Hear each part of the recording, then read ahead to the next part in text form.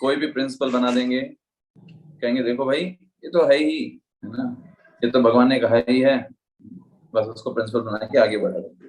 तो ऐसा नहीं, वो हमको जब हम गुरु के निर्देश में, गुरु परंपरा के माध्यम से समझते हैं, अपने आप से हम कुछ भी गलत निष्कर्ष पर पहुंच सकते हैं, लेकिन जब गुरु परंपरा के माध्यम से जाएंगे तब हम सही निष्कर्ष पर पहुंच पाएंगे। कहने का सही है ना। चलिए, तो प्रभुपाद जी इसीलिए सबसे लास्ट में क्या लिखा है प्रभुपाद जी ने, अतः गुरु के आदेश को जीवन का मूल्य कर्तव्य समझना चाहिए। यदि किसी को प्रमाणिक गुरु प्राप्त हो जाता है और वह निर्देशानुसार कार्य करता है तो कृष्ण भावना में जीवन की सिद्धि सुनिश्चित है, उसको शुद्धि प्राप्त हो जाएगी। यस, कृष्ण भावना में जीवन की ये चीज यहाँ पर इम्पोर्टेंट। चलिए, अब यहाँ से अगला श्लोक है, बहुत हम कनेक्ट करने का प्रयास करेंगे। मच्चित्ता सर्व दुर्गाणी मत प्रसादात् तरिष्यसि अथ चेत् अहंकारं शोष्यसि विनश्यसि। तो भगवान क्या बोल रहे हैं, मच्चित्ता सर्व दुर्गाणी, अगर तुम इस तरीके से मेरे ऊपर अपने चित्त को लगाए रखो हर कार्य को करते समय, ये भगवान ने दिया है, भगवान की शक्ति है, भगवान परमात्मा के रूप में हमारे हृदय में निवास कर रहे हैं, वो सब कुछ जानने वाले हैं, मुझे क्या दुख है, मुझे क्या दुख होने वाले हैं, मेरी क्या समस्याएं हैं, क्या अनर्थ हैं, मैं कितना सिंसियरली प्रैक्टिस कर रहा हूँ, कितना नहीं कर रहा हूँ, भगवान सब जानने वाले हैं। तो मत चित्तः, जब इस तरीके से व्यक्ति अपने चित्त को भगवान के ऊपर लगाए रखता है, हर समय सतर्क रहता है कृष्ण कॉन्शियसनेस के प्रति, जो चीजें भगवान की भक्ति में आगे बढ़े उनको एक्सेप्ट करें और जो चीजें दूर करें उनको दूर करें अपने आप से। इस सतर्कता के कारण क्या होगा, कोई वक्त हो सकता है कि हमारे पास तो बहुत सारे बाधाएं आएंगी, भगवान वो बाधाओं की टेंशन मत लो, अगर तुम मत चित्त करे हो तो मैं तुम्हारे उन समस्त बाधाओं को तुमसे मुक्त कर दूंगा। मत चित्ता सर्व दुर्गाणी, हम बोल रहे हैं मत प्रसादात् तरिष्यसि। कठिनाइयां बहुत हैं, समस्याएं बहुत आएंगी, लेकिन जब हम भगवान के ऊपर अपनी मति को लगाए रखेंगे तो उन सारी कठिनाइयों को हम भगवान की कृपा से प्राप्त कर पाएंगे, अपने आप से नहीं कर पाएंगे। ये भगवान हमें बता रहे हैं, भगवान की कृपा से वो प्राप्त हो जाए। भगवान की कृपा क्यों प्राप्त होगी, क्योंकि हमने अपने चित्त को भगवान के ऊपर लगा करके रखा हुआ है। एक जस्ट मटेरियल एग्जांपल लीजिए, अगर कोई आपका मित्र है, आप उसको बहुत ध्यान रखते हो, उसकी बहुत केयर करते हो, या फिर आपका कोई रिलेशनशिप में है ना, आपके परिवार का ही कोई व्यक्ति हो सकता है, तो अगर आप उसका बहुत ध्यान रखते हो, उसकी बहुत केयर करते हो, तो वो भी अपना पूरा प्रयास करता है कि आपकी मदद कर पाए। ऐसा नहीं होगा इस संसार में कि आप उसकी मदद कर रहे हैं, बहुत हेल्प कर रहे हैं, वो आपके बारे में कुछ नहीं सोचेगा, है ना। आप सोचिए, एक व्यक्ति के बारे में सोचिए जो आपको 24 घंटे हर समय जब भी आपको प्रॉब्लम होती है आपके साथ हमेशा खड़ा रहता है, चाहे दुख हो या सुख हो, हमेशा आपके साथ रहता है, आपकी खुशी में खुश रहता है, आपके दुख में दुखी रहता है, तो क्या उसको कभी कोई समस्या आएगी आप उसका साथ नहीं दोगे? वेरी ऑब्वियस, देंगे कि नहीं? ऑब्वियस देंगे, क्योंकि हर समय वो खड़ा है, चाहे किसी भी परिस्थिति। ऐसा नहीं कि हमारे पास कुछ पैसे कम हो गए तो उसने कहा भैया चलो चलो अपना फोन नहीं उठा रहे, या फिर जो सुख आ गया तभी सिर्फ हमारे आसपास है, हर परिस्थिति में हमारे पास खड़ा है, चाहे कोई भी परिस्थिति हो। तो हमारा अपने आप ही एक दृष्टिकोण हो जाता है। ठीक वैसे ही जो भक्त जीवन की प्रत्येक परिस्थितियों में, ये नहीं कि भगवान जब सुखी संपत्ति बनाए, सुख संपत्ति घर आवे, कष्ट मिटे तन का, सिर्फ उसके लिए भगवान के लिए पास जा रहे हैं, हर एक परिस्थिति में भगवान के प्रति शरणागत है। जीवन में सुख है तो उसको भी भगवान की कृपा मान करके, ये सोच करके कि मैं भक्ति अच्छे से कर पाऊं, इसलिए भगवान ने ये सुविधा प्रदान की है।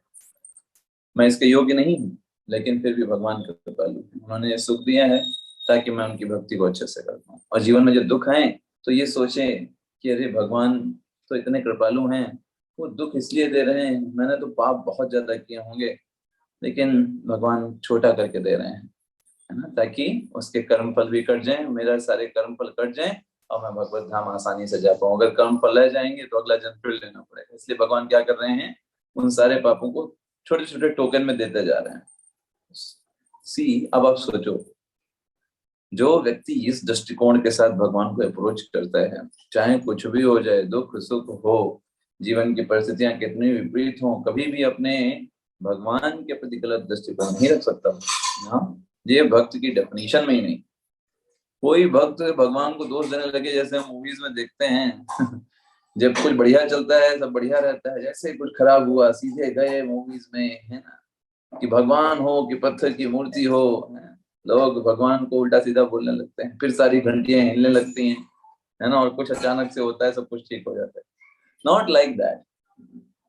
हर एक परिस्थिति को भगवान की कृपा के रूप में स्वीकार करना, चाहे अच्छी परिस्थिति हो बुरी परिस्थिति हो, तभी ना हम भगवत भक्त कहलाते हैं।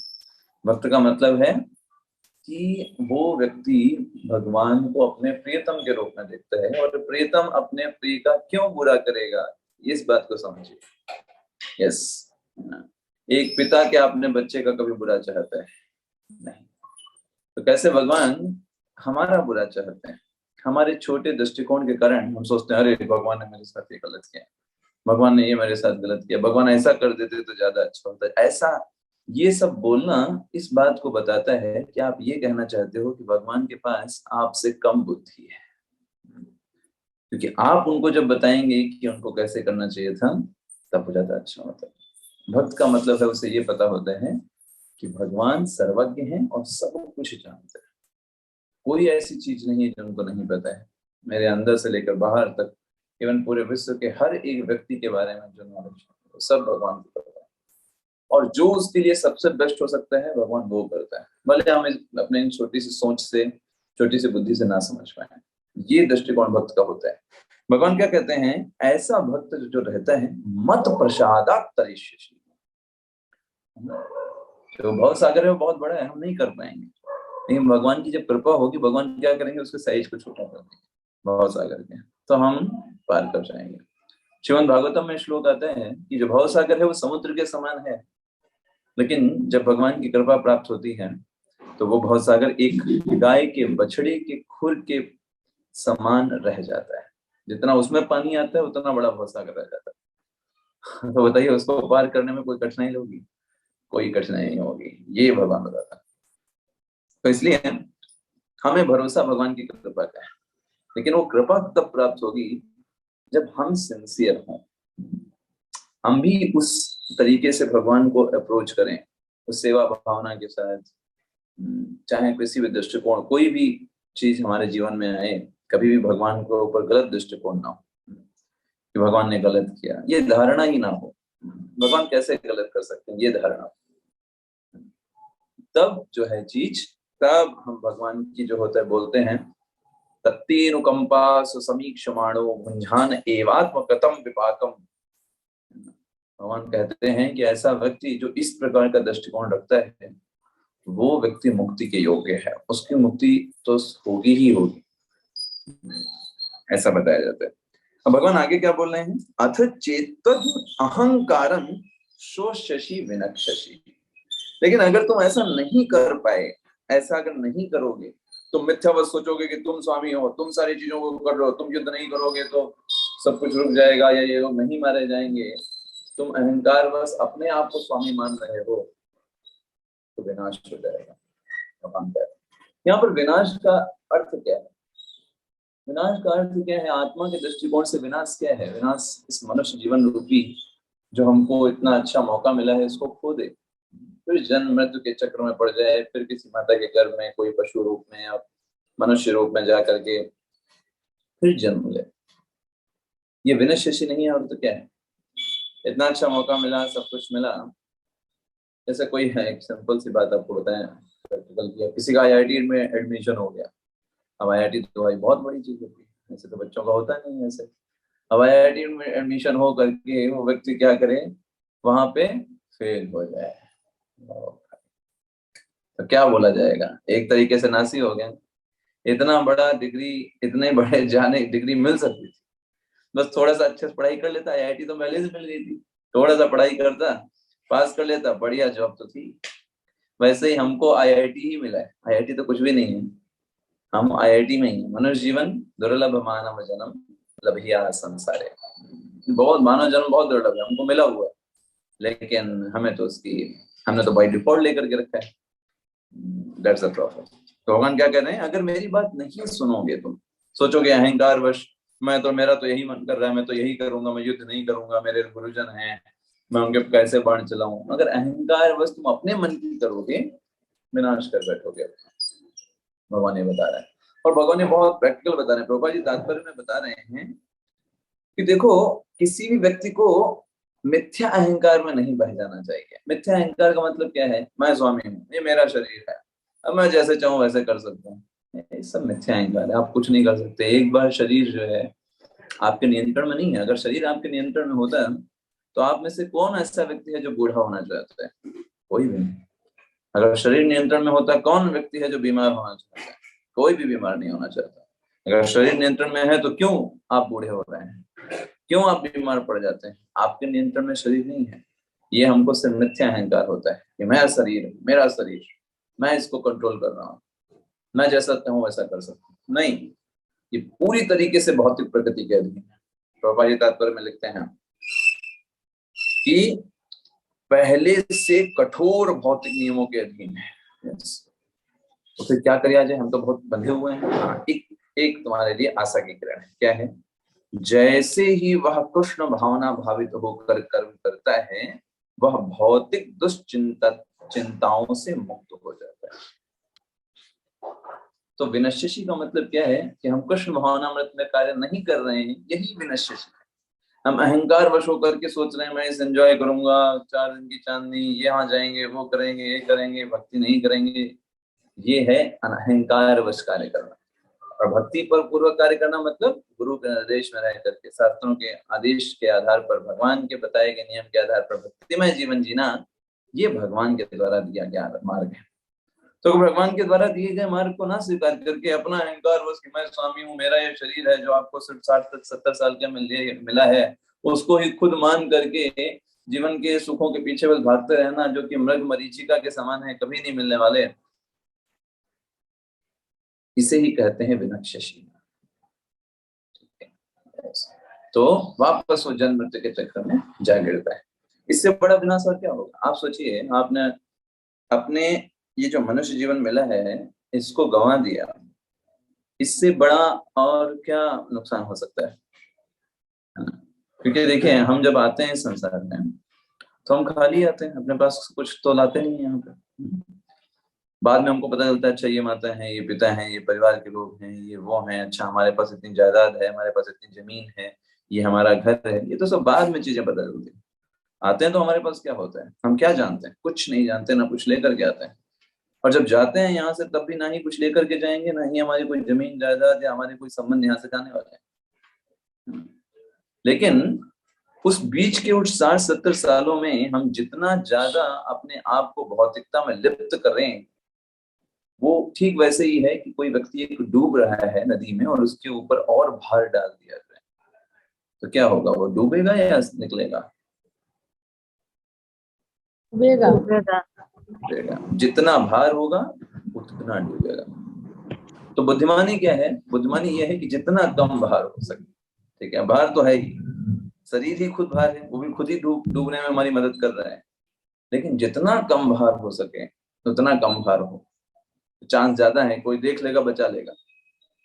तो वैसे ही जो भौतिकता जगत में है कि ये वो कंफर्ट, ये कंफर्ट, ये कर लें, वो कर लें, ये सब हमको भगवान से दूर कर रहा है।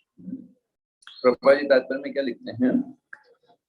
कोई भी बद्ध जीव यह सही सही नहीं जानता कि क्या करना है और क्या नहीं करना। हम अपने आप को बहुत 30 मार्क समझ सकते हैं कि हमें बहुत नॉलेज है, लेकिन हम क्या अपने आप से डिसाइड कर सकते हैं कि हमें क्या सही करना है, क्या गलत है? हमारे जीवन में कभी कभी जिसको हम सही मानते हैं वही सबसे बड़ा गलत होता है। हम सोचते हैं अरे मैं अपने बच्चे को एकदम सही तरीके से उसको डांट रहा हूँ, उसको क्रोध कर रहा हूँ, उसके भले के लिए तो कर रहा हूँ, लेकिन हो सकता है वो सबसे गलत हो, उसके ऊपर उसका नेगेटिव इम्पैक्ट पड़ रहा हो आपकी डांट का, उसको गलत ले रहा हो। हम नहीं जानते क्या सही है क्या गलत है। लेकिन जब हम वैष्णवों के आदेश में, भगवान के आदेश के अंदर कार्य करते हैं, वो सारे कार्य परफेक्ट होते हैं। यहाँ पे ये बताने की चेष्टा की जाती है। इसलिए प्रभुपाद जी आखिरी लाइन में लिखते हैं, जो व्यक्ति कृष्ण भावना भावित होकर कर्म अंतर से करता है वह कर्म करने से के लिए मुक्त है, क्योंकि प्रत्येक किया हुआ कर्म कृष्ण द्वारा प्रेरित तथा गुरु के द्वारा पुष्ट होता है। देखिए, दो चीजें इंपॉर्टेंट हैं। कृष्ण के द्वारा प्रेरित और गुरु के द्वारा पुष्ट। मतलब क्या है, कोई भी बोल सकता है हमारे अंदर से कृष्ण भगवान प्रेरणा दे रहे हैं कि मुझे वृंदावन चले जाना चाहिए घर बार छोड़ करके। आप समझिएगा, ठीक है। कोई व्यक्ति बोल सकता है कि भगवान कृष्ण हमारे अंदर से क्या बोल रहे हैं कि हमें यहाँ छोड़ करके वृंदावन चले जाना चाहिए। ठीक है, भगवान कृष्ण आपको लग रहा है बोल रहे हैं, लेकिन क्या गुरु ने बोला है? गुरु ने उसको बोला है कि हाँ ये सही बात है, ये भगवान कृष्ण ने ही बोला है? आपका मन जो है वो आपको छल रहा है, या आपको आपके स्किपिंग मेंटालिटी है वो बोल रही है। ये तो आपने नहीं कंफर्म किया तो गड़बड़ हो जाएगा। आपको कैसे पता चलेगा वो आवाज भगवान कृष्ण की है? जब गुरु के द्वारा पुष्ट होगी आवाज, तब भगवान कृष्ण के द्वारा बताया गया मार्ग और गुरु के द्वारा पुष्ट होकर जो चीज जो है हम तक पहुंचती है। यदम अहंकारमाश्रित्य नायोस्य इति मन्यसे मिथ्यैष व्यवसायस्ते प्रकृतिस्त्वाम नियोक्ष्यति। यस, विद्यादेवी माता जी पढ़िएगा अनुवाद। हरे कृष्णा प्रभु जी। यदि तुम मेरे निर्देशानुसार कर्म नहीं करते और युद्ध में प्रवृत्त नहीं होते हो तो तुम कुमार्ग पर जाओगे। तुम्हें अपने स्वभाववश युद्ध में लगना होगा। हरे कृष्ण। एकदम भगवान क्लियर बता रहे हैं। तुम भले ऐसा सोच रहे हो कि तुम युद्ध नहीं करोगे, है ना, मेरे बताए गए नियमों के आधार पर नहीं चलोगे, तुम्हें ऐसा लग सकता है, लेकिन देखो तुम हो क्षत्रिय, तुम्हारा ये स्वभाव है युद्ध करना। तुम अभी युद्ध नहीं करोगे, लेकिन स्वभाववश तुमको युद्ध करना ही पड़ेगा। यहाँ नहीं करोगे, कहीं और जगह पे करोगे। इसलिए as a supreme personality of Godhead मैं तुमको बता रहा हूँ, this is the right thing. तुम एक क्षत्रिय हो, तुम्हारा कार्य है इस समय युद्ध करो। ठीक है, भगवान ने क्या बोला? अगर तुम मेरे निर्देशानुसार कार्य नहीं करते हो तो तुम कुमार्ग पर जाओगे। ठीक वैसे ही समझिए जैसे भगवान, जैसे एक पिता अपने बच्चे को बोलता है, बेटा अगर अच्छे से पढ़ाई नहीं करोगे तो कैरियर चौपट हो जाएगा, है ना। ठीक वैसे समझिए, पिता क्या चाहते हैं? बच्चा सही मार्ग पर चले, है ना।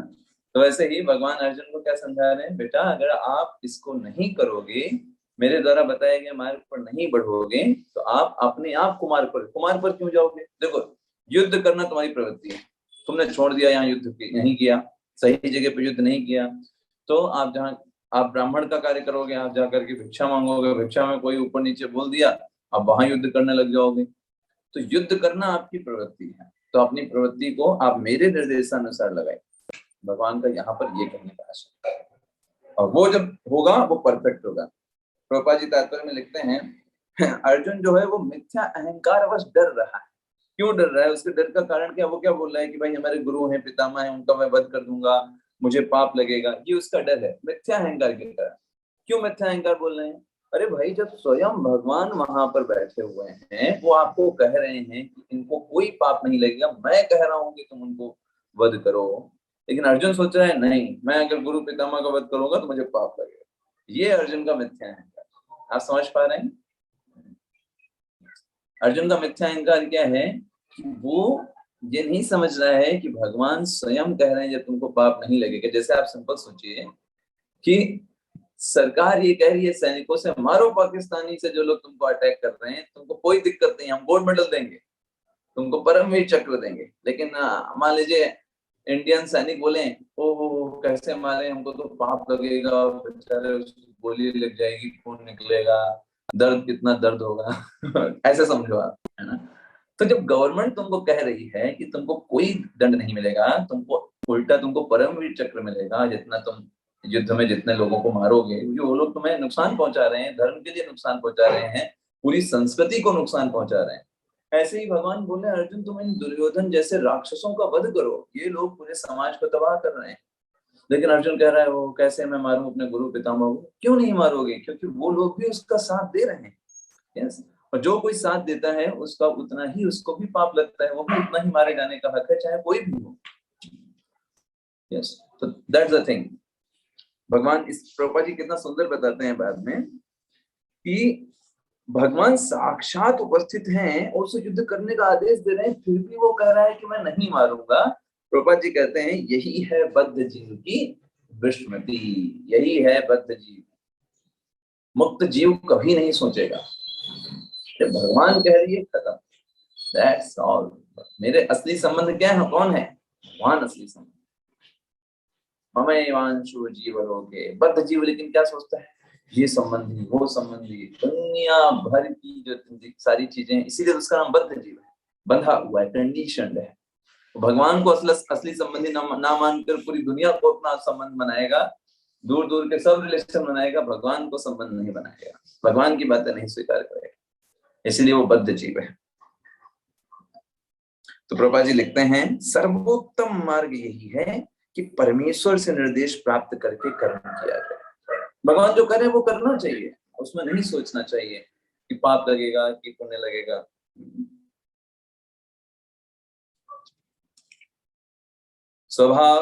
स्वभावजेन कौन्तेया निबद्धा स्वेन कर्मणा कर्तुं नेक्षसि जन्मोहात् करिष्यस्य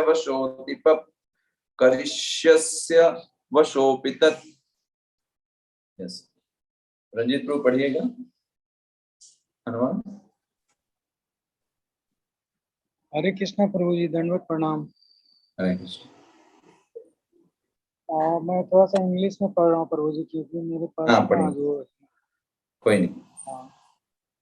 under illusion you are not declining to act according to my direction, but compelled by your own nature you will act all the same, O son of Kunti। Hare Krishna प्रभु जी। यस, अगर तुम अभी मोह के कारण ये सोच रहे हो कि मेरे हैं ऐसा सोच करके तुम इस प्रकार का कर्म कर रहे हो, मना कर रहे हो, लेकिन हे कुंती पुत्र, तुम एक दिन क्या करोगे, यही ही कर्म करने लग जाओगे, यही करोगे। क्यों? क्योंकि ये तुम्हारा स्वभाव है, तुम्हारा क्षत्रिय स्वभाव है। अगर तुम अभी मना कर रहे हो, सो करो मैं युद्ध नहीं करूंगा, एक दिन तुम करोगे ही करोगे।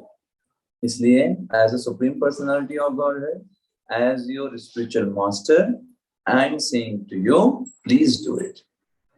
समझ रहे हैं? भगवान कह रहे हैं अभी नहीं करोगे तो बाद में करोगे, तुम रह नहीं पाओगे। तुम सोच रहे हो कि दुर्योधन को छोड़ देंगे, नहीं मारेंगे अभी, बाद में ये लोग गलत काम करेंगे, फिर कहोगे तुम बाण लेके खड़े हो जाओगे, क्योंकि तुम्हारा क्षत्रिय स्वभाव है, तुम शांत नहीं बैठ पाओगे। कोई गलत करेगा तुम नहीं रह पाओगे, तुम्हारा क्षत्रिय नेचर है ना। क्षत्रिय, छत का मतलब होता है चोट लगना, त्रि का मतलब होता है बचाना। जब समाज को कोई चोट लगती है, समाज में कोई कठिनाइयां होती हैं, क्षत्रिय का दायित्व है कि उसकी रक्षा करना। तुम्हारा नेचर है, तुम अभी नहीं मारोगे, बाद में मारोगे। तो बेहतर होगा कि अभी मैं तुमको आदेश दे रहा हूं, मेरे आदेश अनुसार तुम इस कार्य को करो। तो प्रभुपाद जी लिखते हैं तात्पर्य में, ये वाक्य बहुत इंपॉर्टेंट है, सबसे लास्ट लाइन, जो स्वेच्छा से, समझिएगा, जो स्वेच्छा से परमेश्वर के निर्देशानुसार कार्यरत होता है वही गौरवान्वित है। अब देखिए यहां पर आपको एक प्रिंसिपल समझा दें,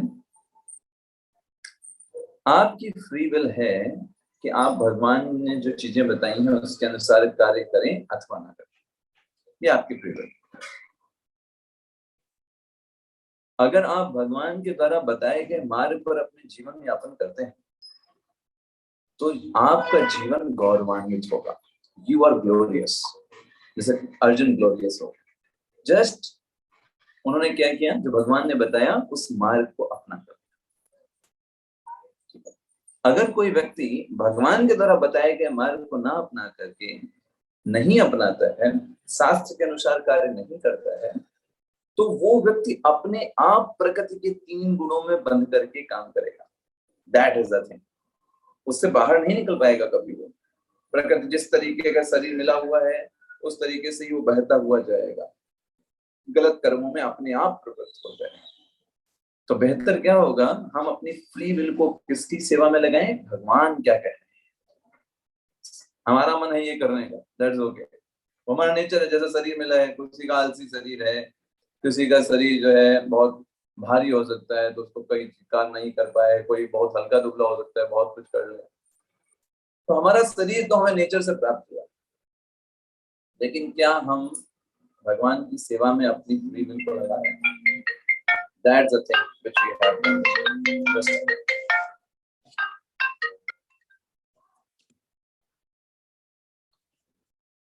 तो यहाँ पर भगवान क्या कह रहे हैं, अपनी फ्री विल को क्या लगाओ, मेरी सेवा में, सेवा। यस, भगवान की कार्यों को फुलफिल करने में। अगर हम देखें जो डेवोटीज के लाइफ को देखें ना, जैसे अम्बरीश महाराज के लाइफ को देखें, तो अम्बरीश महाराज की लाइफ में उन्होंने अपने समस्त इंद्रियों को भगवान की सेवा में लगा दिया।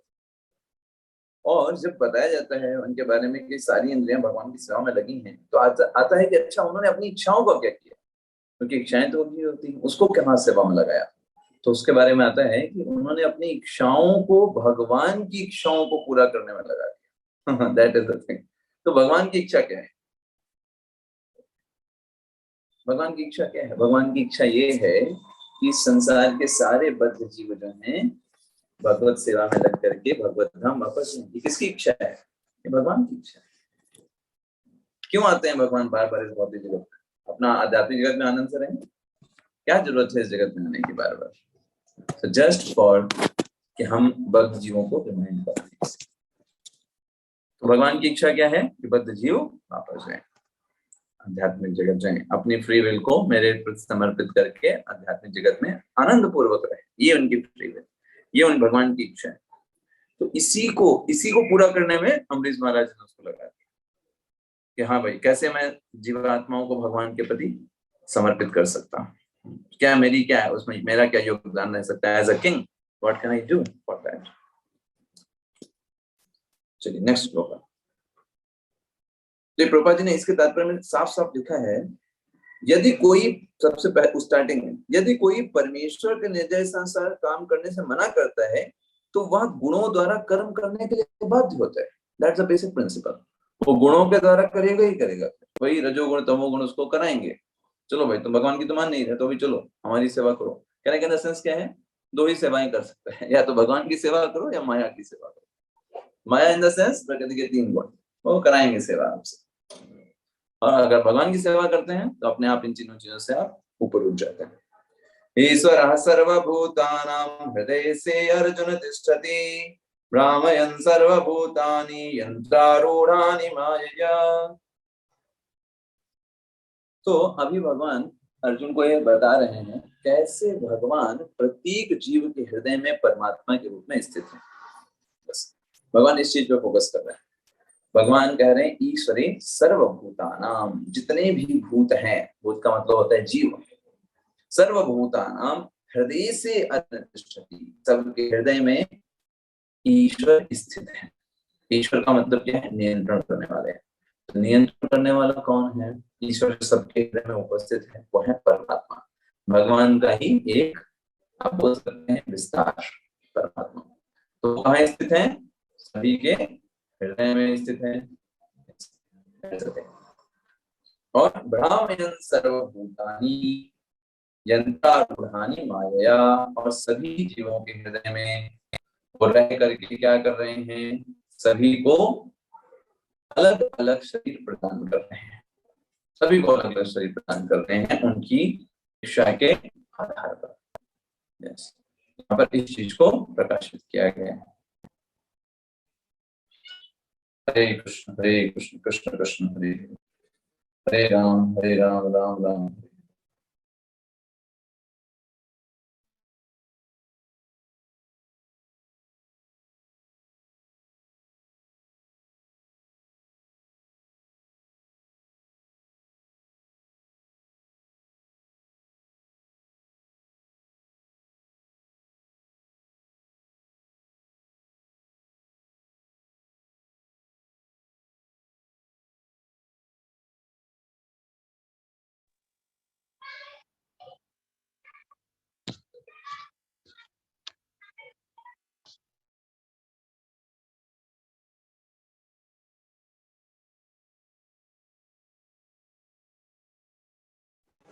हरे कृष्ण।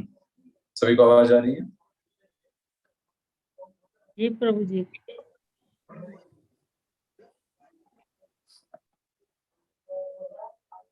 हरे कृष्ण, आवाज आ रही है अच्छे से? जी प्रभु जी, आज आ रही है प्रभु जी। आ रहे प्रभु जी। ठीक है। तो अभी हम तक हमने डिस्कस किया आपसे कि कैसे भगवान सभी के हृदय में उपस्थित हैं। इस श्लोक का ये अर्थ है। ईश्वरे सर्वभूतानाम हृदय से अर्जुन तिष्ठति, भगवान सभी के हृदय में स्थित हैं ईश्वर के रूप में, और क्या कर रहे हैं, भ्रामयन् सर्वभूतानि यंत्रारूढ़ानि माया। भगवान क्या कर रहे हैं, भगवान सबको अलग अलग प्रकार के यंत्र दे रहे हैं, अलग अलग प्रकार के यंत्र दे रहे हैं। क्यों दे रहे हैं यंत्र, उनकी इच्छाओं के लिए। हर जीव की अपनी एक अलग अलग क्या है, इच्छा है। उसकी इच्छा को क्या करने के लिए वो भगवान क्या कर रहे हैं, सबको दे रहे हैं यंत्र। जैसे फॉर एग्जाम्पल कोई व्यक्ति है, वो बहुत सोना चाहता है, जब देखो तब सो रहा है ना, तो क्या है, उसकी इच्छा क्या है, खूब सोने को मिले, है ना। तो भाई भगवान कहेंगे भाई मनुष्य जीवन तो सोने के लिए नहीं दिया आपको, तो फिर उसको कौन सा यंत्र प्रदान करेंगे, कौन सा जीव है जो सोने के लिए बना है, भालू। भालू। भालू। यस, अगला शरीर भालू का मिलना तय है। ऐसे ही कोई जीव है वो मांस खाना चाहता है, अब एक शरीर तो मांस के लिए नहीं बना है, मनुष्य शरीर, तो कौन सा शरीर मिलेगा उसे, यस। ऐसे ही कोई व्यक्ति है वो कुछ भी खा लेता है, स्वाद मिलना चाहिए बस, कुछ भी सड़ा गला कहीं भी, है ना, कुछ भी खा लेता है, शुकर, तो उसको उसको कौन सा जन्म मिलेगा, शुकर। शुकर भी कुछ भी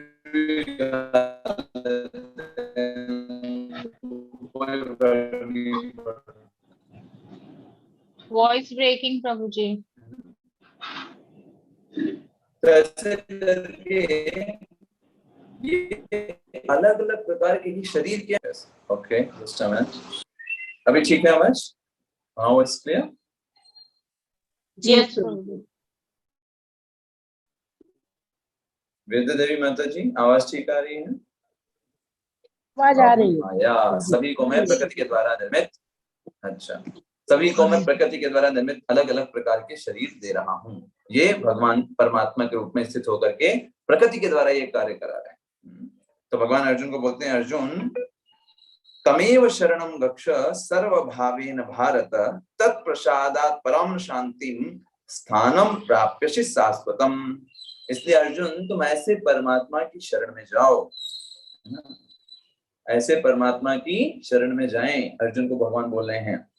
भगवान क्यों यहाँ पर परमात्मा का नाम ले रहे हैं, क्योंकि परमात्मा जो है वो जीव के साथ हमेशा रहते हैं, है ना, यस। और उनके द्वारा ही भगवान जीव के साथ क्या करते हैं, इंटरेक्शन करते हैं।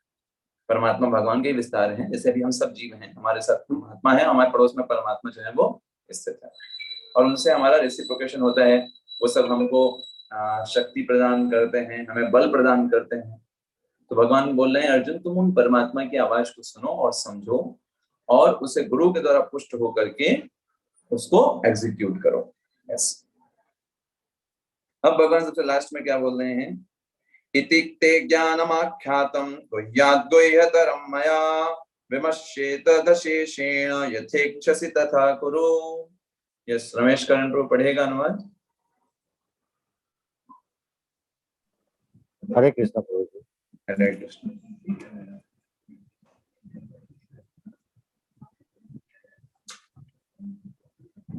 इस प्रकार मैंने तुम्हें गुह्यतर ज्ञान बता दिया, इस पर पूरी तरह से मनन करो और तब जो चाहो सो करो। हरे कृष्ण। हरे कृष्ण। तो देखिए इतना लंबा चौड़ा भाषण देने के बाद ना, भगवान ये नहीं कह रहे हैं कि हम जो मैंने बोला वही तुमको करना पड़ेगा। इसे कहते हैं डिटैचमेंट, प्योर डिटैचमेंट। इसे कहते हैं भगवान। अभी कैसा होता है हमारे साथ, कैसा होता है, हम अगर किसी पे थोड़ा सा भी वर्क करते हैं तो सोचते हैं हमने इस पे वर्क किया है तो अभी हमारे अनुसार रिजल्ट आना चाहिए, हम जैसा चाहते हैं वैसा होना चाहिए, है ना। इसी कारण हमको गुस्सा आता है ना। बच्चे हमारे, हम जैसा चाहते हैं वैसा नहीं करते हैं तो क्या होता है, हमें गुस्सा आता है कि नहीं, क्योंकि हमने बोला उनको वैसा करने को, वैसा नहीं करते। भगवान क्या कह रहे हैं, यथेच्छसि तथा करो। हमने तुमको बताया ये मार्ग। भगवान कभी फ्री विल में इंटरफेयर नहीं करते हैं कि तुम्हें जबरदस्ती मेरी भक्ति करनी पड़ेगी, नहीं। भगवान ने कहा देखो अगर नहीं करोगे तो ये कुमार्ग पे चले जाओगे, तो ये अच्छा नहीं, इसलिए तुम इसको फॉलो करो। भगवान ने इसलिए देखिए कितना सुंदर, पहला भगवान ने क्या चीज बोली, यहाँ पे शब्द क्या है, विमश्येत दशेषेण। पहले मनन करो इसके ऊपर, जो मैंने तुमको चीजें बताई, इतना सब विस्तार से बताया, जरा इस चीज के ऊपर चिंतन करो, कितना इंपॉर्टेंट है भगवान की भक्ति और कितना बेकार है प्रकृति के गुणों के अधीन में होकर कार्य करना। जरा मनन करो इसके ऊपर। एक तरफ तुम ग्लोरियस हो गए और एक तरफ तुम्हें कुछ नहीं मिलेगा, तो इस पे मनन करो और फिर यथे इच्छा करता, तुम्हारी जो इच्छा हो, तुम्हें जो ठीक लगे उसके बाद वैसा आप करो। तो ये भगवान श्री कृष्ण जो हैं प्रभुपाद जी तात्पर्य में लिखते हैं कि यथेच्छित तथा गुरु, मतलब ये सूचित करता है कि ईश्वर जीव की यथ किंचित स्वतंत्रता में हस्तक्षेप नहीं करता।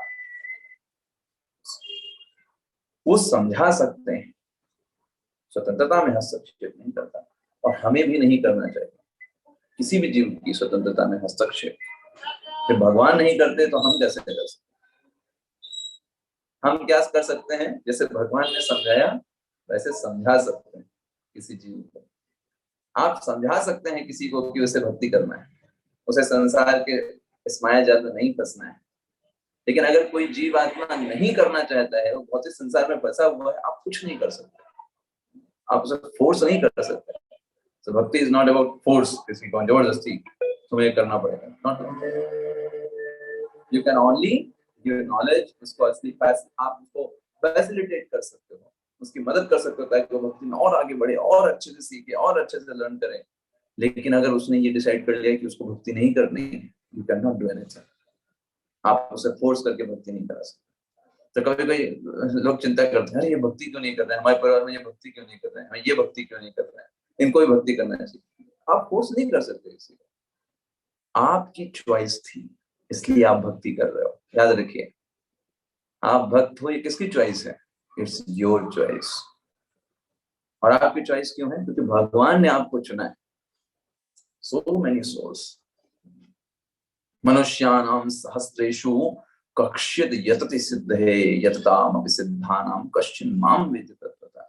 आपने अपनी फ्री विल को भगवान को समर्पण किया है, कोई व्यक्ति नहीं कर रहा है, ये उसकी चॉइस है। आप उसके लिए फ्रस्ट्रेट होकर क्या कर सकते हैं? आप कुछ नहीं कर सकते। आप सिंपली प्रे कर सकते हैं भगवान से, भगवान वो भी भक्ति करें, उसका भी कल्याण हो। Simply pray. आप अगर किसी को जबरदस्ती भक्ति नहीं करा सकते। That's not true. भगवान नहीं करा रहे। भगवान ने अर्जुन को नहीं बोला, अर्जुन देखो हमने तुमको 45 मिनट इतना लंबा चौड़ा संस्कृत में भाषण दिया, युद्ध चल रहा है, उसके बीच में हमने इतना तुम्हारे ऊपर इन्वेस्ट किया, चलो भाई अभी जो मैं बोलूंगा वही करना होगा वरना फिर नहीं चलेगा। नो, भगवान डिटैच। It's your will. अगर आप नहीं करना चाहते हो, इट्स योर विल। करना चाहते हो, very good, you are welcome. वैसे भगवान से हम कितने अच्छे सीख सकते हैं। भगवान आगे प्रभुपाद जी तात्पर्य में बताते हैं, शरणागत होने के पूर्व जहां तक बुद्धि काम करे, मनुष्य को इस विषय पर मनन करने की छूट मिली है। क्या? कि यही सब चीजें क्या सही है क्या गलत है, शरणागत होने के पूर्व। ठीक है, भगवान के आदेश को स्वीकार करने की यही सर्वोत्तम विधि है। ऐसा आदेश कृष्ण के प्रमाणिक प्रतिनिधि स्वरूप गुरु के माध्यम से भी प्राप्त होता है। प्रभुपाद जी स्पष्ट रूप में बताते हैं अर्जुन जी को भगवान क्या कह रहे हैं, युद्ध करने को कह रहे हैं। और इसी प्रकार से हमारे जीवन में भी युद्ध चल रहा है। तो जब हम गाइडेंस में वर्क करते हैं भगवान के, तब हम उन कार्यों को करेंगे जिससे हम ग्लोरियस होंगे। अदरवाइज सोचिए, इस जीवन में सब लोग तो जी रहे हैं ना, सब लोग खा पी रहे हैं, वही आहार निद्रा भय मैथुन, पूरे दुनिया में सब पशु मनुष्य सब उसी करने में लगे हुए हैं। तो हम भी वही बस करते रहें और भगवान के भगवत भक्ति ना करें तो उससे हमें कुछ नहीं मिलने वाला। सिंपल, वैसे पशु जी रहे हैं, ऐसा हम भी जी रहे हैं।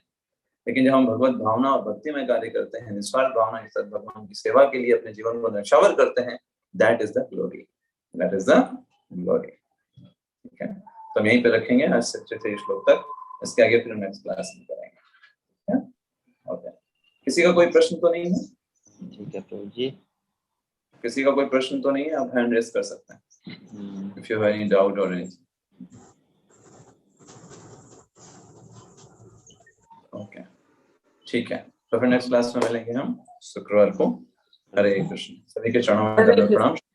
हरे कृष्णा प्रभु जी, हरे कृष्णा प्रभु जी, दंडवत प्रणाम। हरे कृष्ण प्रभु जी, हरे कृष्ण प्रभु जी, हरे कृष्ण दंडवत प्रणाम। हरे कृष्ण।